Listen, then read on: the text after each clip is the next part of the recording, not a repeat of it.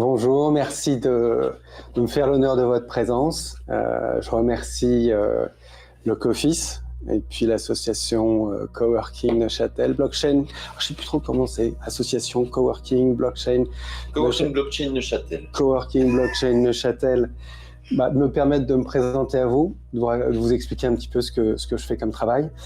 Et puis voilà, de m'avoir programmé parmi cette longue série de Crypto Talks. Vous voyez là ce beau paysage. Bon, vous, il vous est super familier, donc ça vous marque peut-être plus autant que moi, parce que moi, ça fait 10 jours que je suis là. Je suis un brin contemplatif et c'est d'une merveilleuse beauté, donc je n'ai pas pu m'empêcher de le mettre là, quoi. On est là pour une petite heure ensemble, je pense. Je tâcherai d'être assez rapide sur la présentation, de manière à ce qu'on ait un petit temps pour les échanges. Je vais me présenter rapidement. Ensuite, je vais vous expliquer pourquoi je pense qu'il est impératif, ou en tout cas très important, de s'éduquer sur Bitcoin. Je vous décrirai ensuite l'approche BTC Touchpoint, qui est assez singulière, et puis les solutions pratiques en fait, que je mets à disposition des particuliers et des professionnels. Alors, je tiens à préciser que cette présentation, elle est avant tout destinée à un public relativement néophyte. J'imagine que parmi nous, on a beaucoup de bitcoiners chevronnés. Néanmoins, je pense que ça peut également les intéresser dans la mesure où il s'agit d'un effort éducatif, formation conseil sur Bitcoin. On sait à quel point c'est important, on sait à quel point aussi c'est difficile, parfois frustrant, de susciter de l'intérêt et puis de réussir à transmettre ces notions importantes. Donc je pense que ça peut intéresser tout le monde. Je vais me présenter rapidement. Je m'appelle Jacques-Édouard Tiverghien. Ça fait à peu près 3 ans que j'ai décidé de me consacrer pleinement à ce travail d'éducation, de formation conseil sur Bitcoin à travers BTC Touchpoint. Et c'est vraiment un travail que j'ai décidé de concentrer 100% sur Bitcoin, exclusivement sur Bitcoin, parce que je pense que c'est vraiment là qu'il y a l'enjeu économique et l'enjeu sociétal le plus important. Et puis c'est là aussi où on a un besoin d'éducatif vraiment flagrant. Comment j'en suis arrivé là ? Bien, à l'origine, moi j'ai une formation d'ingénieur en agronomie que j'ai complétée avec un master et un PhD en gestion de l'eau environnement. Donc assez loin quand même, voire très loin de la science informatique, de l'économie, de la finance. Et tout ça, ces études m'ont conduit finalement à travailler l'essentiel de ma vie comme expert dans le secteur de l'aide au développement. Donc en Afrique, en Asie, en Amérique latine. Et rétrospectivement, ce qui m'a beaucoup plu dans ce boulot, c'était cette possibilité qui m'était donnée d'améliorer en fait cette layer one. La gestion de l'eau, c'est vraiment une couche première, primordiale pour le développement de la société. Alors, au fil des années, je me suis rendu compte en qualité d'évaluateur de projets, de programmes d'aide au développement, que l'impact de ces actions était malheureusement souvent médiocre. C'était assez déroutant, je dois dire, de se rendre compte que malgré tous ces budgets alloués à ces projets, des budgets conséquents, des compétences élevées qui étaient mises à disposition de ces projets, malgré tous les renforcements de capacité au niveau local, les résultats, ils n'étaient pas au rendez-vous. Okay, donc ça, comme vous pouvez imaginer, c'est une prise de conscience un peu douloureuse, qui se fait progressivement, puis plus ça émerge dans la conscience, plus on cherche, on essaie de comprendre les causes du problème. Et c'est en découvrant Bitcoin que je pense avoir trouvé une pièce maîtresse de ce puzzle.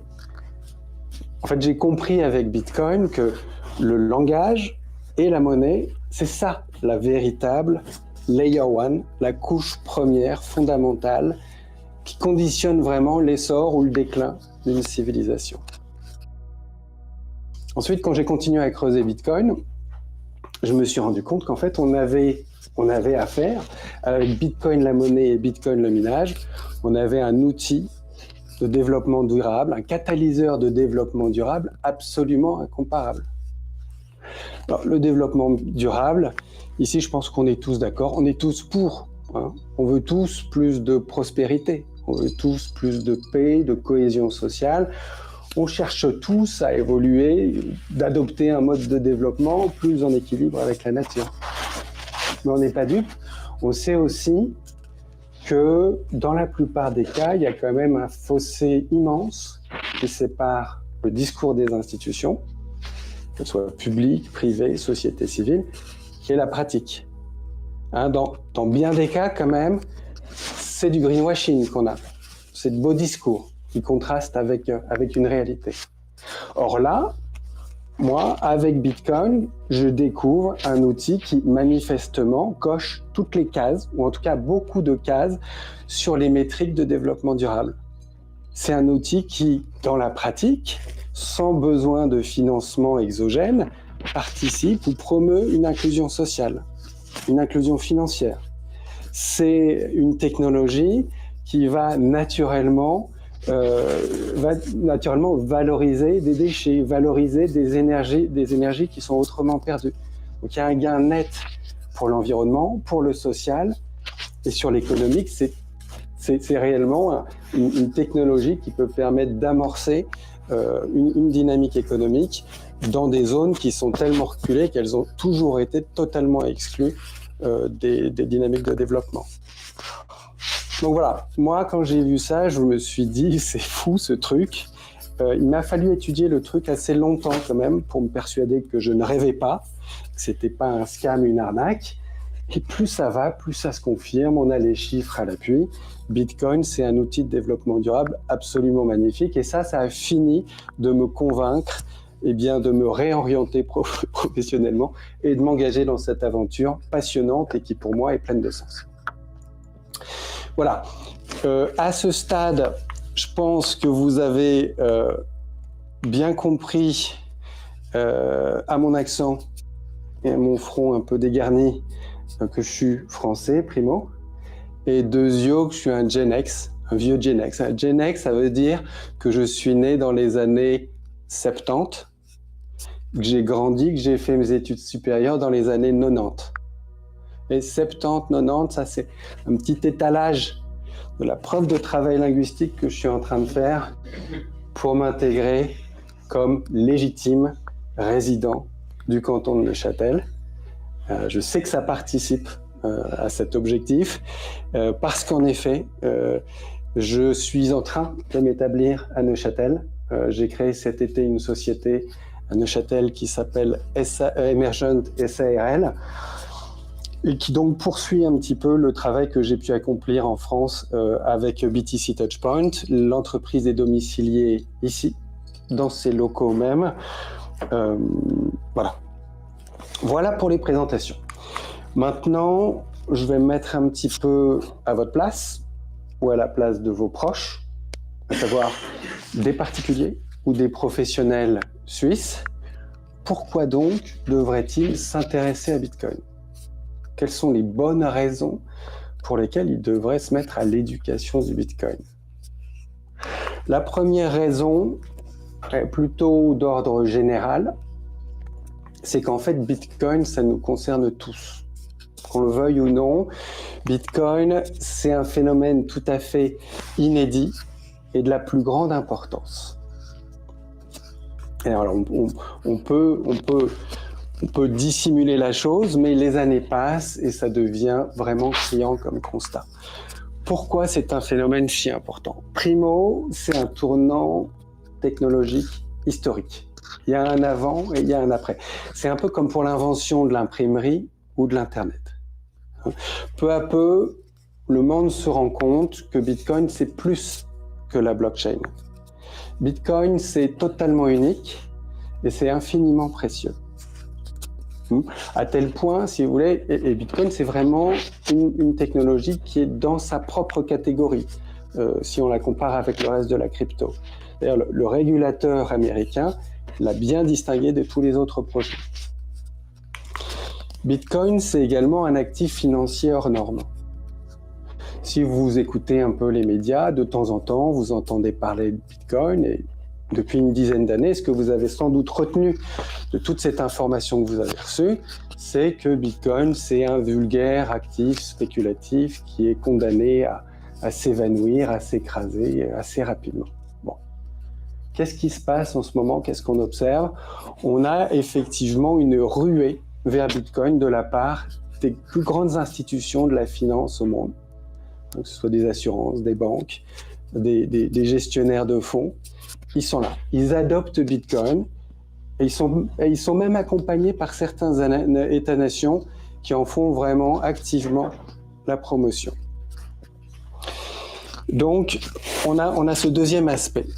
La troisième raison pour laquelle ça nous concerne, c'est que c'est une monnaie vraiment idéale dans sa conception pour accompagner la révolution assez vertigineuse numérique dans laquelle on est engagé.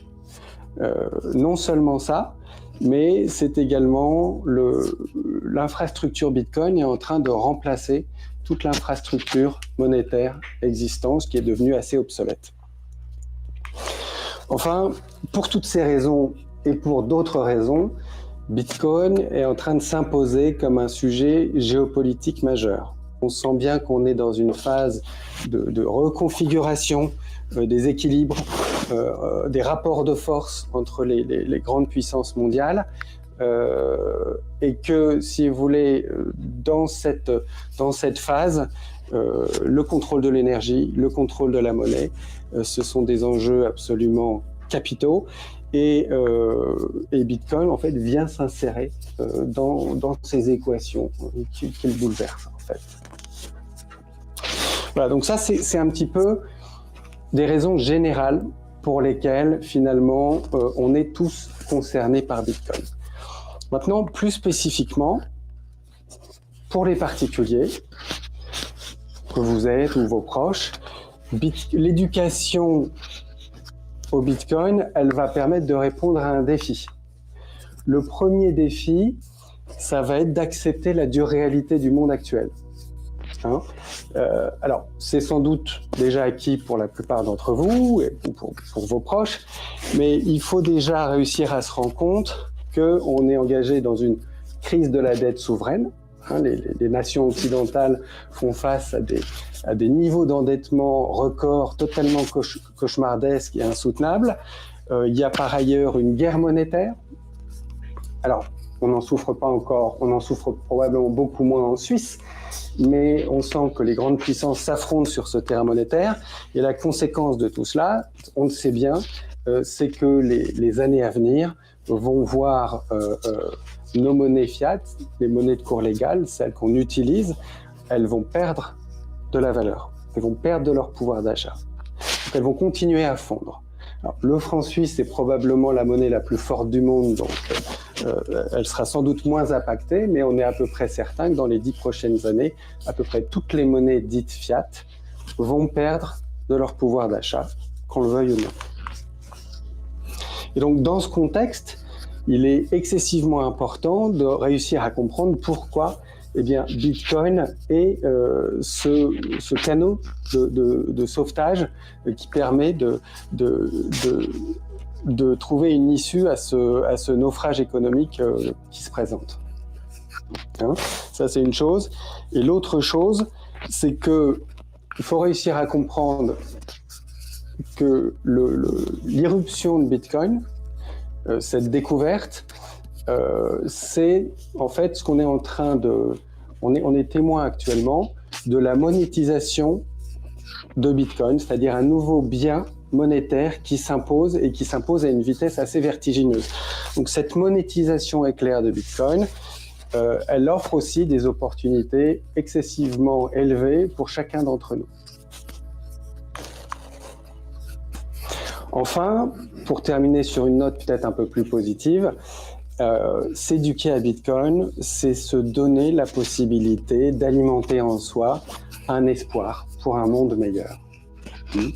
Ça peut paraître étrange, mais le fait que le monde se dote d'une monnaie saine, c'est la garantie que le travail de chacun va être rémunéré à une plus juste valeur.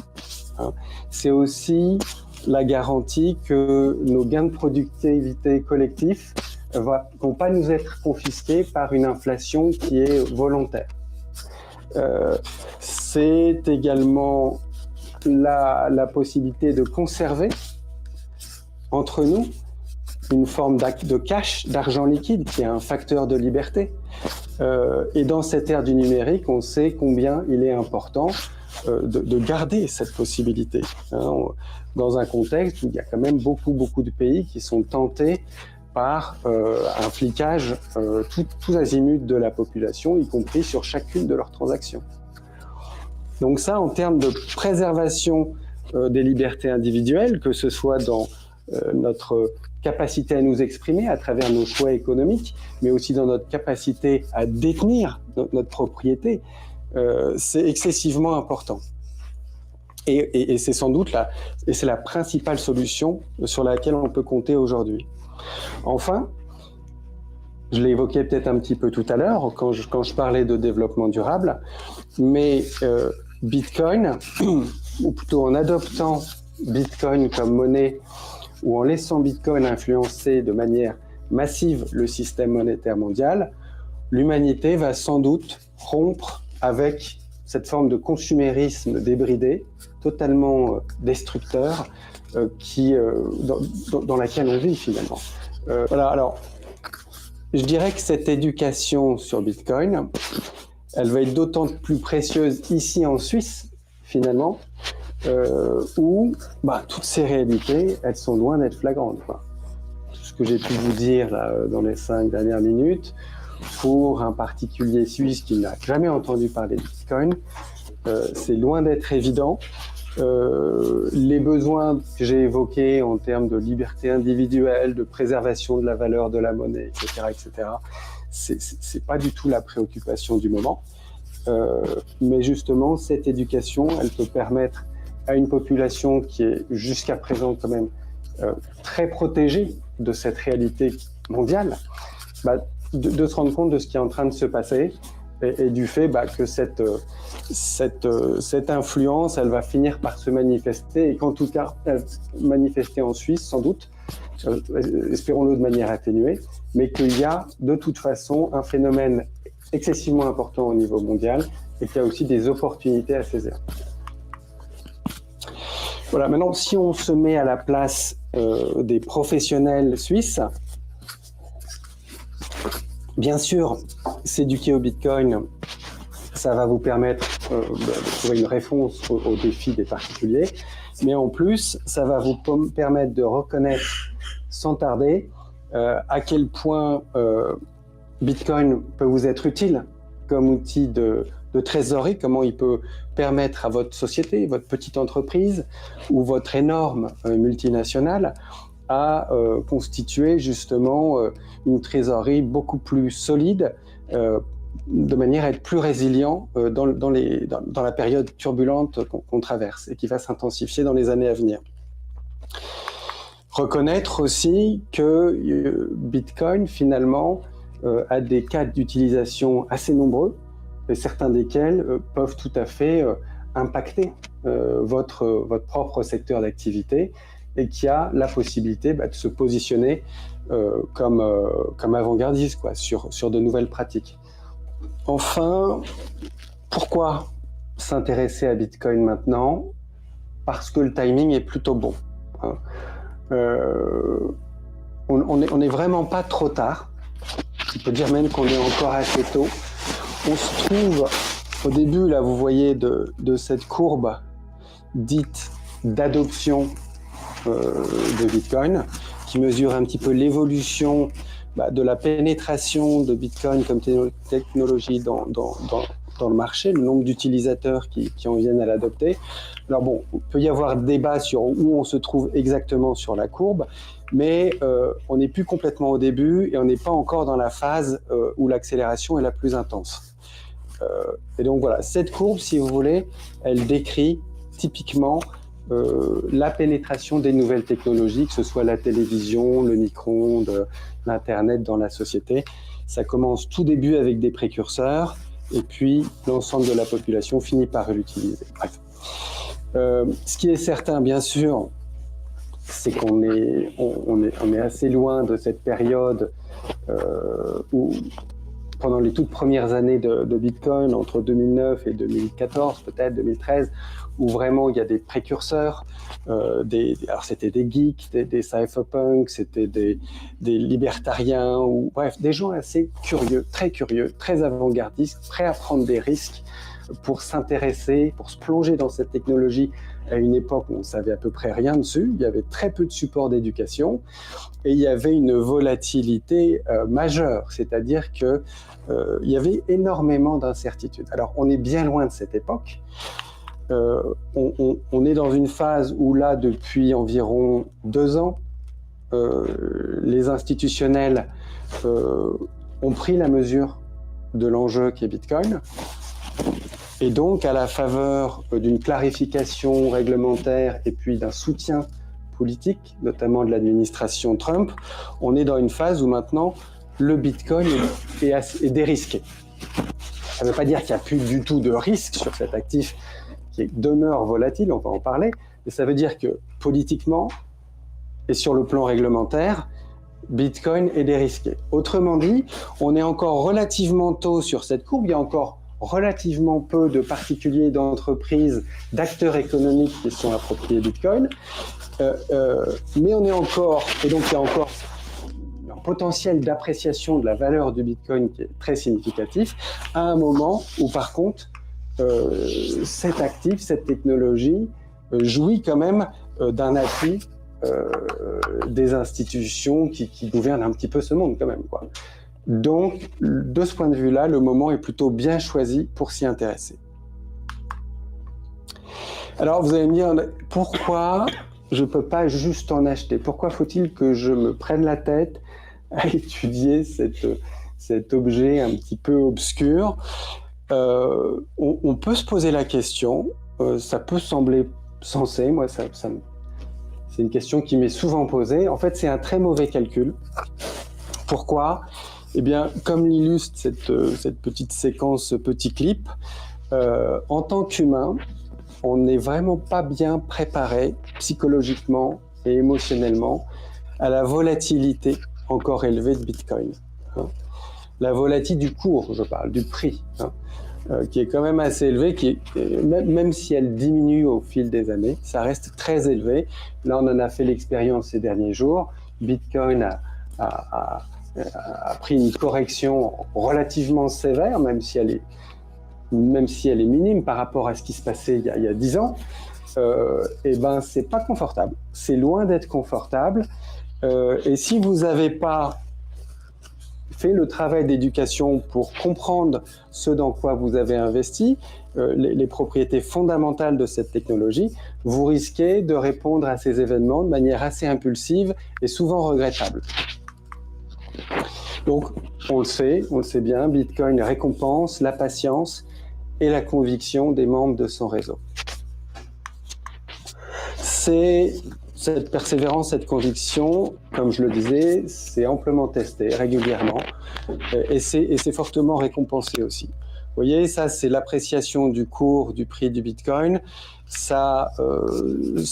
On distingue bien en fait ces vagues d'appréciation assez cycliques. Jusqu'à présent, c'est un cycle de 4 ans. On ne sait jamais de quoi l'avenir est fait. Personne n'a de boule de cristal. Mais ce qu'on remarque effectivement, c'est qu'il y a des périodes euphoriques auxquels succèdent des creux de la vague qui sont douloureux. Bitcoin is dead. C'est des moments où on perd totalement confiance et où on est assailli de communication de médias qui nous disent que le truc est mort, que c'est fini. Mais voilà, si jamais on a fait le travail d'éducation, qu'on a confiance dans la proposition de valeur de Bitcoin, dans ses atouts technologiques, dans la solidité de la communauté qui l'a adopté, on va s'accrocher et sur le temps long, on est très largement récompensé. Et donc ces qualités de conviction, de persévérance, elles se développent tout naturellement à force d'éducation. Il n'y a pas de raccourci. On a ce graphe qui est assez efficace, je pense, et qui correspond pas mal à la réalité, où en fait, plus vous allez vous éduquer, plus vous allez voir votre niveau de conviction s'élever, et donc par conséquent, vous allez allouer une partie plus importante de votre capital dans cet actif financier. En résumé, sur cette première partie qui vise à expliquer pourquoi il est si important de s'éduquer sur Bitcoin, on peut dire qu'il est très important, c'est un phénomène très important, que l'ignorer, c'est très risqué dans le contexte actuel, économique, dans cette phase de crise monétaire.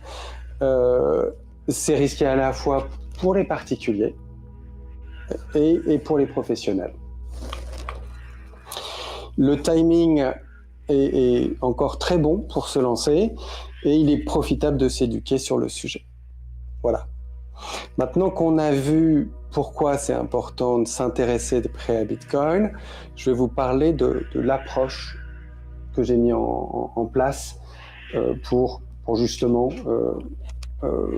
permettre aux uns et aux autres d'apprendre ce qu'est Bitcoin et de l'adopter, de le prendre en main. Il y a 1000 manières d'apprendre Bitcoin. Je vais vous parler de la mienne. Je dirais que ce qui compte vraiment, c'est que chacun puisse trouver la méthode, la pédagogie qui lui convient. Est-ce qu'il y a des barrières à l'entrée à l'éducation de Bitcoin? Pas vraiment. En fait, il n'y a pas besoin d'avoir un quotient intellectuel stratosphérique. C'est pas ça. Il n'y a pas cette barrière d'entrée. Il n'y a pas non plus besoin d'avoir une expertise technique spécifique.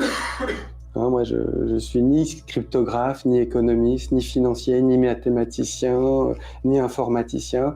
Et quand on fait le tour un petit peu des bitcoiners, il y a vraiment des gens de partout et il n'y a pas besoin d'éducation formelle à des niveaux supérieurs. Il y a avant tout besoin de disponibilité, parce que ça, oui, c'est chronophage, ça demande du temps. Donc il faut que ce soit passionnant, parce qu'on va y investir un petit peu du temps quand même. Et il faut de la curiosité. Autrement dit, moi, dans la pédagogie que je cherche à mettre en œuvre, l'accent, il est vraiment sur adapter la pédagogie aux besoins, au profil de chacun.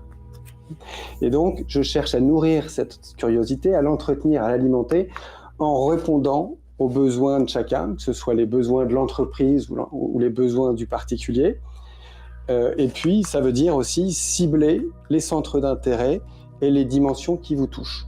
Je reviendrai là-dessus. Mais pour moi, en fait, l'équation, elle est simple. Ça va prendre du temps. Il faut que ce soit passionnant, il faut que ce soit stimulant, sinon il risque d'avoir un découragement, on risque de lâcher prise.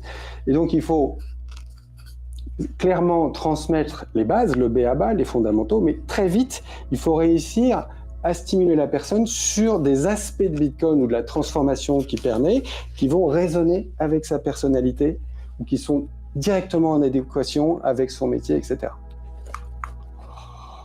Donc voilà, il s'agit de mettre en place une pédagogie personnalisée pour assurer un parcours d'apprentissage stimulant et puis l'acquisition de savoirs pratiques qui respectent le rythme de chacun. On peut dire deux mots là-dessus. Tant que Bitcoin reste, je dirais, une conception intellectuelle, tant qu'on s'en fait juste une représentation intellectuelle, je pense que on ne peut pas apprécier cette chance qu'on a de l'étudier ou de le découvrir. Et puis je pense que ça peut faire assez vite mal au cerveau.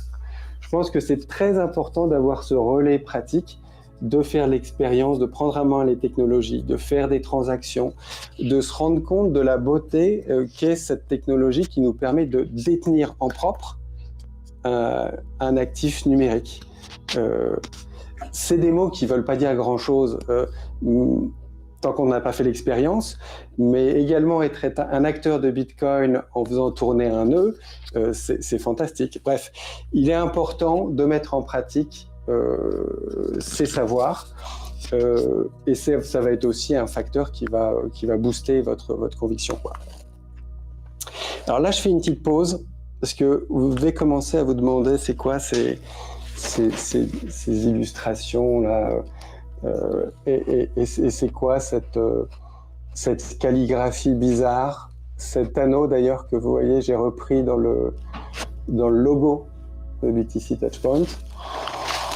Et en fait, tout ça, ça vient directement d'un film que vous connaissez peut-être, qui est le film Arrival. Je crois que c'est Premier Contact de Denis Villeneuve, qui est un chef-d'œuvre de science-fiction. Et finalement, il y a un rapprochement qui me semble gigantesque entre ce qui se passe dans ce film et ce qui se passe pour nous, l'humanité, dans cette découverte de Bitcoin, que j'ai décidé en fait de graphiquement de ce film pour illustrer le site BTC Touchpoint. Alors, Arrival, ce film, en fait, c'est l'histoire d'un upgrade majeur, une mise à jour majeure de la technologie linguistique humaine. Donc, l'humanité apprend un nouveau langage que lui transmet des extraterrestres. Okay. Ça va se produire en l'espace de quelques semaines, quelques mois au maximum. Et à l'issue de cet apprentissage, l'humanité tout entière bascule en fait dans une nouvelle ère de prospérité, de paix, etc. Donc, on a une nouvelle technologie linguistique, un nouveau langage qui nous fait basculer dans un nouveau paradigme. Alors, certes, c'est de la science-fiction. Regardez ce film parce que quand vous allez le voir, ça va vous toucher profondément dans votre réalité. Et je pense aussi c'est parce que ce que raconte ce film, c'est quelque chose qui est déjà arrivé à l'humanité et qui se reproduit sans cesse. On peut prendre comme exemple la révolution automobile, par exemple. C'est un upgrade technologique décisif des moyens de transport. En l'espace de 60, 80 ans, soit à peu près une génération, en fait, l'automobile, elle transforme totalement le monde. Nous, on ne l'a pas vécu, mais mes grands-parents, mes arrière-grands-parents ont vu ce phénomène s'opérer. Et après l'automobile, tout est bouleversé. C'est plus le même urbanisme, c'est plus les mêmes infrastructures. Il y a un impact sur l'économie énorme, sur notre rapport au temps, à l'espace, le sentiment de liberté. Même le sentiment d'identité est influencé par cette révolution. On peut prendre une autre révolution plus récente, Internet. Là, c'est une mise à jour, un upgrade majeur des technologies de communication. Combien de temps ça prend ? On peut dire peut-être 30, 40 ans. En tout cas, c'est beaucoup plus rapide. Moi, là, je suis né un petit peu comme ce petit gamin-là, de peut-être 6 ans dans les années 70. En 80, je suis avec mes bouquins. Je suis très, très loin de ce que je vais devenir aujourd'hui. Alors, on est en 2025. C'est le même bonhomme. Ils vivent pas dans le même monde du tout. C'est presque difficile de se souvenir le monde dans lequel on a vécu. Ça a tellement changé. Ce qui est certain, c'est que tout change de plus en plus vite. Dans 15, 20 ans, le monde sera radicalement différent. On le sait maintenant parce qu'on a du recul. On a compris que ces transformations, elles sont de plus en plus rapides. Elles ont toujours existé, ces transformations, mais parfois, ou plutôt dans le passé, elles s'opéraient sur plusieurs siècles, sur vraiment plusieurs générations. Aujourd'hui, maintenant, en une seule génération, en quelques décennies, il peut se produire quelque chose qui change notre expérience du monde totalement. Okay. Donc ça, on a compris. On sait que ces phases de changement, de paradigme, sont aussi des phases d'opportunité qu'il faut pouvoir saisir. Il faut accepter le mouvement, il faut rester curieux, il faut rester vigilant. Donc aujourd'hui, les moteurs du changement qui est en train de s'opérer, on les connaît, c'est l'IA, c'est la robotique et c'est Bitcoin. Bitcoin, c'est vraiment au cœur de ce bouleversement numérique actuel, c'est l'upgrade. C'est l'upgrade et c'est l'upgrade de la monnaie et c'est une mise à jour vraiment historique de cette technologie monétaire. C'est pas évident de prédire combien de temps ça va prendre, cette révolution. Ce qui est sûr en revanche, c'est qu'à nouveau avec Bitcoin, on bascule dans un nouveau paradigme. Alors, pourquoi je vous raconte tout ça ? Pourquoi je mets en perspective Bitcoin avec ses révolutions technologiques ? Parce que toute la recherche de personnalisation de l'éducation, elle est en lien avec ça, en fait. Ce qu'il faut, c'est brancher les gens sur quelque chose qui les intéresse. Je vais essayer de m'expliquer un petit peu par rapport à ça. On va se livrer à une petite expérience de pensée. Imaginez que la révolution automobile s'est pas encore produite, mais que vous avez cette chance unique de pouvoir découvrir tout ce qui va changer. Alors, vous allez certainement chercher à comprendre comment fonctionne une voiture, mais selon votre personnalité ou votre métier, votre curiosité va vite vous pousser à explorer des facettes auxquelles vous êtes sensible. Donc peut-être que vous, ce qui va vous intéresser, c'est les camping-cars et les voyages en famille, les ambulances, les camions de transport, l'urbanisme, le développement des zones commerciales. Hein. Donc à moins d'être bricoleur dans l'arme, il n'y a pas de raison de consacrer tout votre temps la tête sous le capot et essayer de comment fonctionne cette mécanique. Vous voyez, si on prend Internet, même scénario, vous avez un petit moment pour découvrir ce que Internet va changer dans le monde, et il est peu probable que vous décidiez de consacrer tout ce temps à potasser le fonctionnement technique d'Internet. Vous, votre curiosité, elle va vous pousser à examiner tel ou tel aspect du monde qui va changer. Ça vous intéresse parce que c'est en lien avec votre travail, parce que ça touche votre centre d'intérêt, votre sensibilité. Et avec Bitcoin, je pense que c'est pareil.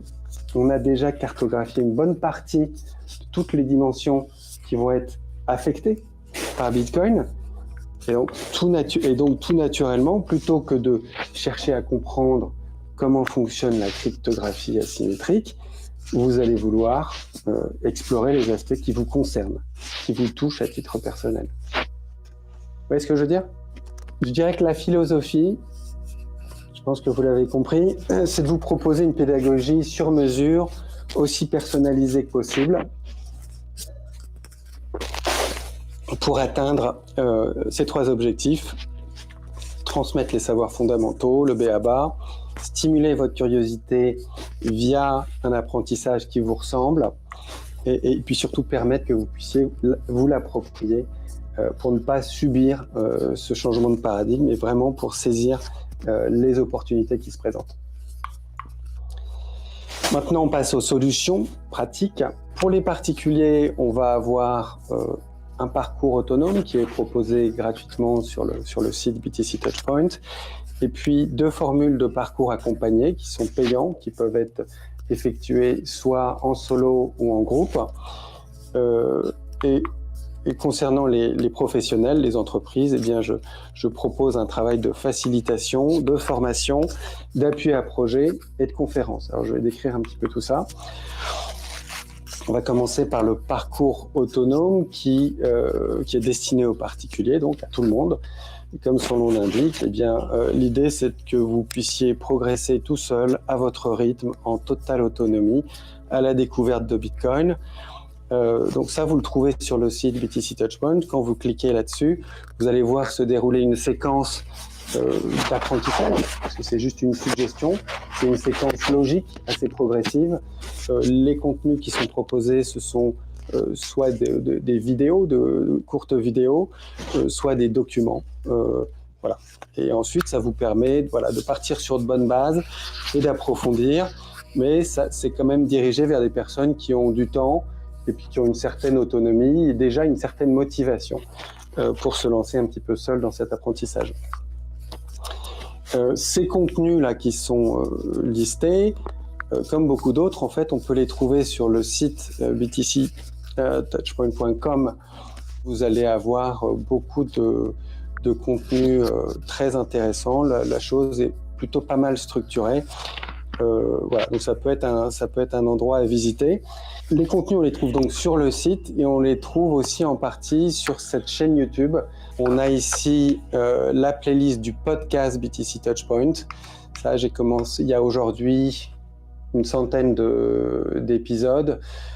C'est très progressif. Le premier épisode vous prend par la main et vous permet donc soit vous l'écoutez, soit vous le visionnez aussi. Vous permet d'acquérir progressivement les notions. Ce qui est intéressant, c'est que là, je traduis et je commente des textes qui sont assez fondamentaux en pédagogie du Bitcoin. Autrement dit, ça va pas être ma production.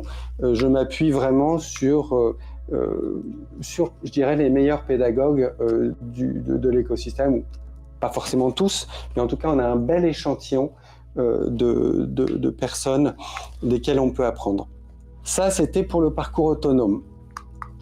Les parcours accompagnés, eh bien, il y a 2 formules qui correspondent plutôt à un besoin qui est assez fréquent, à savoir qu'il y a pas mal de gens qui vont entendre parler de Bitcoin, qui vont être intéressés, qui vont pas savoir comment s'y prendre, qui vont pas être à l'aise avec l'idée de s'y prendre tout seul, de devoir choisir, et qui vont avoir besoin finalement d'un contact, d'un mentor, d'un coach, de quelqu'un qui va les guider un petit peu dans cet apprentissage, ne serait-ce que pour la mise en route. Donc, voilà, ça répond à ce besoin et ça se traduit par deux produits en fait qui sont des sessions d'accompagnement. Vous voyez, il y a le produit Starter, c'est une session de 120 minutes en solo ou en groupe. Et puis une deuxième option, une deuxième formule, Parcours Plus, c'est 4 sessions de 120 minutes en solo ou en groupe. Voilà. Donc ça se fait en visioconférence avec moi. On en arrive maintenant aux services qui sont proposés aux professionnels, facilitation, formation, appui à projet.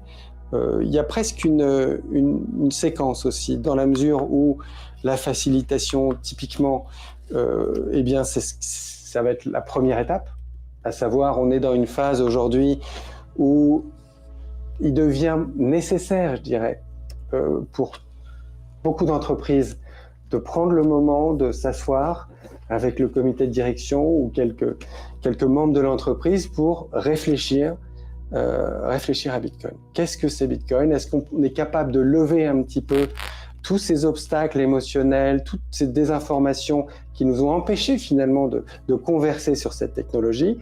Est-ce qu'on peut s'arrêter, essayer de comprendre ce qu'est Bitcoin et essayer de voir d'identifier si il y a un intérêt pour notre entreprise à vraiment nous former ou à faire un petit peu de veille technologique sur le sujet. Je pense qu'on est dans ce moment-là où tout doit commencer par une conversation qui va être facilitée, qui va libérer la parole. La deuxième phase, ça va être donc, normalement ça aboutit, ça découle sur des actions de formation où il s'agit de transmettre des fondamentaux à des membres de l'équipe et puis d'approfondir sur des thématiques d'importance pour la société, quoi.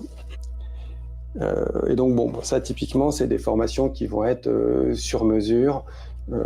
Voilà, il va y avoir des modules qui vont être génériques, mais très rapidement on va se concentrer sur le métier en question et sur ce que Bitcoin peut apporter. Voilà. Et donc au besoin, ces formations que je conçois, elles peuvent faire intervenir aussi des spécialistes sur des domaines pour lesquels j'ai tout simplement pas l'expertise, quoi. Appui à projet, voilà, ce travail de formation, il peut aussi donner lieu à des projets. On a compris que Bitcoin avait du sens potentiellement pour la boîte et qu'il fallait tenter d'installer un mineur sur telle ou telle partie du process, juste pour faire un proof of work, proof of concept, juste pour faire, voilà, pour faire un petit essai, ou alors on peut se dire ok, on va bosser la question de Bitcoin, outil de trésorerie, ou alors pourquoi pas se lancer dans le paiement. Est-ce qu'on n'accepterait pas Bitcoin dans la boîte, hein? Et donc là pareil, moi je suis plutôt généraliste. Vous l'avez bien compris, je ne suis pas informaticien, je n'apporte pas du tout cette compétence de builder, mais je peux, dans le cadre de ce projet, mettre en place un petit peu les objectifs, jouer un petit peu ce rôle de projet, de leader de projet, de porteur de projet, et puis d'y associer les compétences, et Dieu sait si en Suisse on en a, et en particulier à Neuchâtel sur la partie paiement, quoi. Et puis enfin, je suis toujours ravi de pouvoir faire connaître Bitcoin comme je le fais aujourd'hui et de m'adresser aux équipes, aux employés d'une entreprise. Il y a pas mal d'entreprises qui, ces temps-ci, ont besoin un petit peu de rebooster leur staff parce que c'est pas toujours facile. on est à la recherche d'une nouvelle énergie, on cherche parfois, il y a des moments dans l'année où les boîtes cherchent à provoquer un petit peu une stimulation pour recréer quelque chose. Et il y a plusieurs personnes qui m'ont déjà contacté un petit peu dans ce sens en me disant, écoute, cette année, on se retrouve et parmi les sujets qu'on veut aborder dans notre séminaire, on met Bitcoin sur la table parce que c'est le moment. Et comme je le disais tout à l'heure, c'est devenu possible de le faire. Il y a 2-3 ans, c'était risqué pour un décisionnaire de mettre ce sujet sur le tapis. Aujourd'hui, vu que c'est politiquement acceptable, vu que le cadre réglementaire a totalement clarifié la chose, ça devient tout à fait pertinent finalement de proposer aux équipes de réfléchir ou en tout cas de s'ouvrir à ce phénomène. Voilà un petit peu voilà un petit peu ce que je voulais vous dire. Je peux pas mettre voilà ce que je voulais vous dire aujourd'hui. Merci de m'avoir écouté, c'était un petit peu long. Maintenant vous connaissez un petit peu mieux le bonhomme, ce que j'essaie de faire, comment je procède, ce que je propose aux particuliers, aux professionnels, les collaborations que je peux nouer avec les uns et les autres, notamment dans ce travail vers les entreprises. Et puis bien sûr ce travail d'éducation, de communication, de sensibilisation ici même, dans ce lieu qui a été choisi, qui est soutenu par le canton, justement pour permettre à la population d'avoir un avantage pratiquement compétitif ou plutôt d'être en avance sur cette technologie d'avenir, et puis d'attirer aussi des entrepreneurs sur ce sujet. Merci beaucoup donc à tous, et puis on peut prendre un moment si vous le souhaitez pour échanger. Moi je suis tout oui si vous avez des questions, s'il y a des choses à clarifier, voilà, on peut prendre ce moment. Merci.